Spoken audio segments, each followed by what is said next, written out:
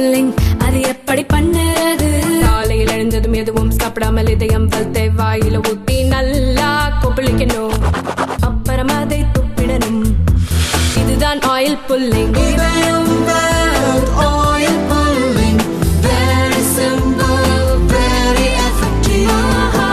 நீண்ட தூர ரயில்களில் அன்ரிசர்வ்ட் கோச் எனப்படும் முன்பதிவில்லா பெட்டிகளில் பயணிகள் படாத பாடுபடுவதை பார்த்திருப்போம். அந்த அளவுக்கு கூட்டம் அலைமோதும். எக்ஸ்பிரஸ் ரயில்களில் 4 முன்பதிவில்லா பெட்டிகள் இருக்கும். அந்த எண்ணிக்கையை 4 இருந்து 2ஆக தெற்கு ரயில்வே குறைத்துள்ளது.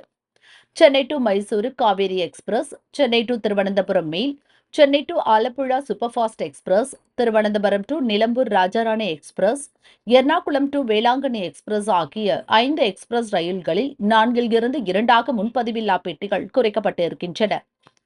Chennai to Erode Yercaud express, Chennai to Hyderabad Deccan super fast express, Chennai to Nagercoil super fast express, Puducherry to Mangalore central express, Villupuram to Kharagpur super fast express, Puducherry to Kanniyakumari express, Chennai to Palakkad express, Tirunelveli to Purulia super fast express ஆகிய 8 ரயில்களில் 4 இருந்து 3ஆக முன்பதிவில்லா பெட்டிகள் குறைக்கப்பட்டிருக்கின்றன. இந்த உத்தரவு இன்று முதல் நடைமுறைக்கு வந்திருக்கிறது. ஏற்கனவே 4 முன்பதிவில்லா பெட்டிகளில் இடம் போதாமல் ரிசர்வ் பெட்டிகளில் பயணிகள் ஏறிக்கொள்கிறார்கள். அதனால் ரிசர்வ் செய்த பயணிகள் பலவிதமான சிரமங்களை அனுபவிக்கும் சூழலில் முன்பதிவில்லா பெட்டிகளை குறைக்கும் தெற்கு ரயில்வேயின் முடிவு ரிசர்வ் கோச்களில் பிரச்சனைகளை அதிகரிக்கத்தான் செய்யும் என பயணிகள் சொல்கின்றனர். முன்பதிவில்லா பெட்டிகளின் எண்ணிக்கையை குறைத்துவிட்டு அதற்கு பதிலாக ஏசி வகுப்பு பெட்டிகளை கூட்ட ரயில்வே முடிவு செய்துள்ளது. ஒவ்வொரு எக்ஸ்பிரஸ் ரயிலுக்கு முன்பதிவில்லா பெட்டிகளில் பயணம் செய்ய 600 முதல் 700 டிக்கெட்டுகளை ரயில்வே விற்கிறது. ஆனால் 2 முன்பதிவில்லா பெட்டிகளில் அதிகபட்சமாக 350 பேர் மட்டுமே பயணிக்க முடியும். மற்றவர்கள் எங்கே போவார்கள்? அவர்களை ரிசர்வ் கோச்சுக்கு போகும்படி ரயில்வே நிர்வாகமே நிர்பந்தம் செய்கிறதா என ரிசர்வ் கோச் பயணிகள் கேட்கின்றனர். வேலூர், ராணிப்பேட்டை, திருப்பத்தூர் மாவட்டங்களை சேர்ந்தவர்கள் சென்னையில் வேலை பார்த்துவிட்டு அரக்கோணம், காட்பாடி, ஜோலார்பேட்டை வழியாக செல்லும் ஆலப்புழா எக்ஸ்பிரஸ், திருவனந்தபுரம் மெயில், உழவன் எக்ஸ்பிரஸ் மூலம் மாலை நேரங்களில் வீடு திரும்புவது வழக்கம்.